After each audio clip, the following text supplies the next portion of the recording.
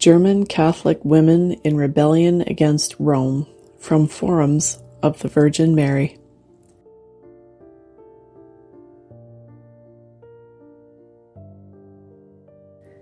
Germany has already broken away from Rome once, and now it is doing it again. This new phase began with the German Synodal Way in 2019, and now the protest of women from the two main German Catholic female organizations has been added.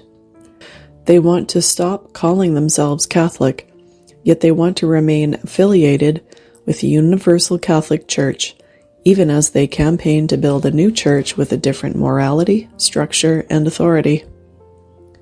For years, the Vatican tried to avoid scandal, but the doctrinal divide is increasingly evident.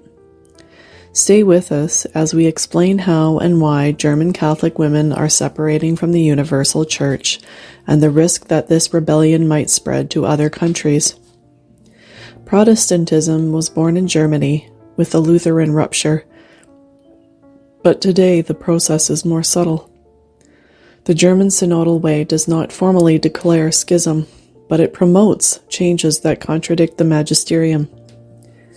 Since 2019, this process, led by the German Episcopal Conference and the Central Committee of German Catholics, has pushed reforms along four axes: power, sexuality, priestly life, and the role of women. Despite concerns from the Vatican, many German dioceses have moved forward. Now, Catholic women's associations have raised the stakes. Both the KFD and the KDFB, the two main organizations of Catholic women in Germany, are considering dropping the word Catholic from their names. They claim it no longer represents their values or vision of the Church. They argue that the term carries negative connotations, particularly due to associations with clericalism, male hierarchy, and sexual abuse scandals. Among young women and the non-religious, the Catholic label often evokes distrust, rejection, or shame. They also say keeping the name limits their ability to collaborate ecumenically or socially. Their aim is to open up to women of other religions, or none at all, under shared values like equality, inclusion, justice, and sustainability. The underlying strategy is the pursuit of doctrinal autonomy. By ceasing to call themselves Catholic, they seek to distance themselves from church authority and speak independently on matters of gender, liturgy, and morality. They do not want to leave the church, but to transform it from within, even redefining their own ecclesial identity. This path has already been taken by the Swiss Federation of Catholic Women, which officially removed the word Catholic from its name in April 2025. The KDFB was founded in 1903 with church support to strengthen the role of Catholic women in society with a Marian, parish-centered, and devout identity. Its original motto was prayer, sacrifice, and action. The KFD, meanwhile, began as a network of parish-based women's communities focused on sacramental life, the rosary, works of mercy, and supporting the clergy. These were organizations clearly subordinate to doctrine and centered on a pious life. But all that changed after Vatican II. In the 1970s and 1980s, influenced by feminist theology, these associations began taking on increasingly ideological positions. They shifted language and focused on rites, power structures, and doctrinal reinterpretation. They decentered the sacraments and promoted documents calling for ecclesial language reform. They began demanding women's ordination and grew politically active inside and outside the church. Today they retain their historic names, parish networks, and funding, but they are no longer what they once were. A clear sign of doctrinal change is language. For years, both the KFD and the KDFB have published prayer and theological materials using inclusive or feminized language. They no longer speak of God the Father, but of God the Mother and Father. They promote the figure of the life-giving goddess, the Divine Mother. In prayer manuals used in KFD celebrations, the Holy Spirit is referred to with feminine gender.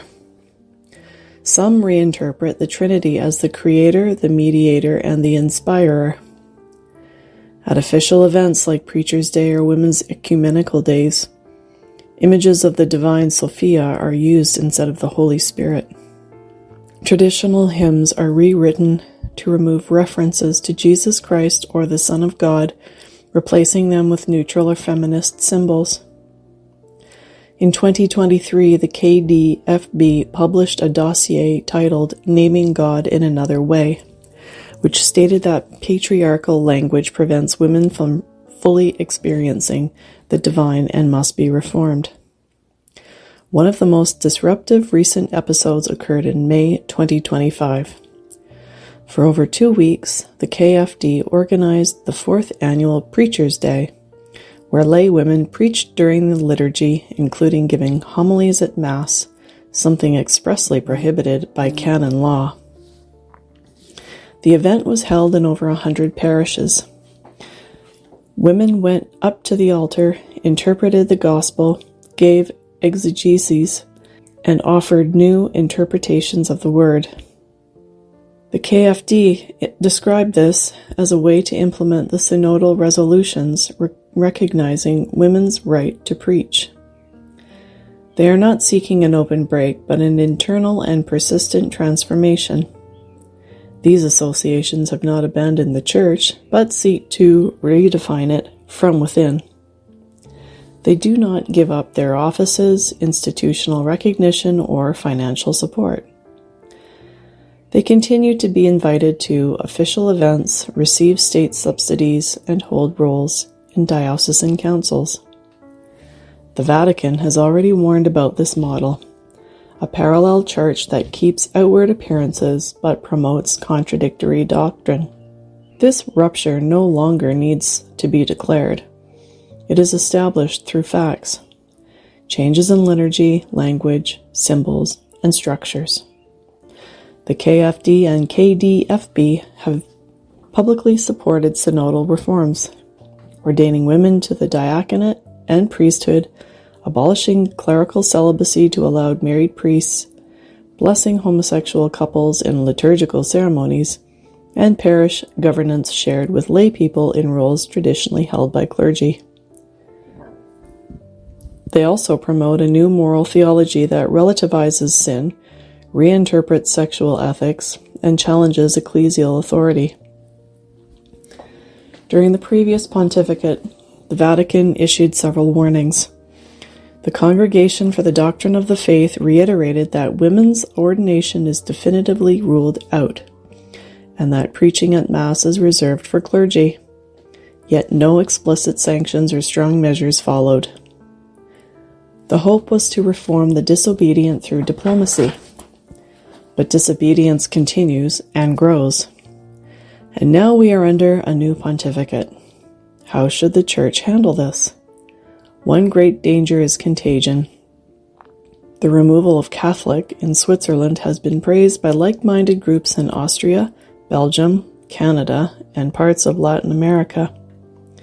Some countries already have networks of female theologians promoting dogmatic reinterpretation, church democratization, and rejection of the magisterium. There is no formal declaration of schism, but there is organized liturgical disobedience, systematic doctrinal reinterpretation, and, in practice, a break in ecclesial communion. The Church now faces an internal tension that can no longer be hidden, and the unavoidable question arises, can we still call an organization Catholic if it no longer shares Catholic doctrine? Hello, dear brothers and sisters. Welcome back to Mother in Refuge of the End Times. We are excited to announce that Mother in Refuge will be collaborating with John Leap's ministry to present a once-in-a-lifetime event. We introduce the Exorcism and Deliverance Conference titled Shielding the Children of God. This 2-day event, which culminates in a live worldwide exorcism, will be providentially held on the feast days of St. Benedict and St. Veronica on July 11th and 12th, 2025, held live in New Jersey or online via live stream, with 3 powerful exorcists presenting, as well as an ex-satanic wizard, Zachary King, and more great speakers. We are thrilled to welcome our keynote speaker, Cardinal Simoni, Chief of the Catholic Exorcism, known as the Living Martyr. Cardinal Simoni was unjustly imprisoned and on death row in communist Albania for 28 years. Now, he is an active universal exorcist and teacher exorcist. He is described by Pope Francis as the exorcist of exorcists. We also welcome Monsignor John Esseff, spiritual son of Padre Pio, and previous spiritual director of Mother Teresa and the Missionaries of Charity. Purchase your conference tickets now for 20% off using coupon code Mother in Refuge. Register now on website www.johnleaps.com or scan this QR code for more details. Don't miss out on this powerful spiritual event. Be strengthened, be restored, and be cleansed.